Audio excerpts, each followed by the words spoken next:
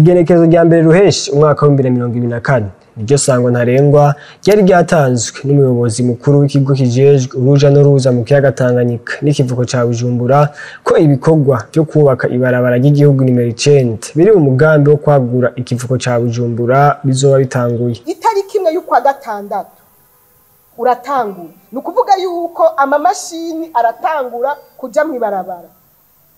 Muravyumva? Itariki imwe y'ukwa gatandatu amamashini aratangura kuja mu ibarabara. Rero hariho reko ndababwira abitabiriye umugambi wo kubomora kugira ngo imigambi ya leta iranguke.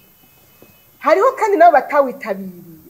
Mwebwe twagomba tubabwire amaso mu yandi, nimuzovuga ngo nitwabibabwiye bajya banse kubomora kiriya gihe.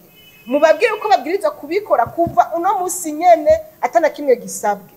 Igihe twashika mu gitondo cyo kuri wa gatanu ruheshi umwaka wa 2024 twasanze hari abariko baribomorera amazu yabo mu gihe ikiringo bari bahawe cyamaze kurangira, ariko hari nabandi batarabomora amazu yabo hakiri ibimenyetso. Kuri iryo barabara nyene haracari ibiti biriko insinga z'amatara y'ishira hamwe regidezo. Mu nama umuhuza bikorwa w'umugambi wo kubaka iryo barabara yagiranye n'abene gihugu baba ahazoca iryo barabara aherekejwe na mustanteri wa commune Ntahangwa kuwa kabiri Rusama umwaka wa 2024. Abanyagihugu barabajije ko n'abafise amastasyo kw'iryo barabara nabo bazokuraho, bishuwe ko atanumwe atarabwa n'uwo mugambi, ariko gushika ubu hari stasyo kw'iryo barabara zitarakugwaho.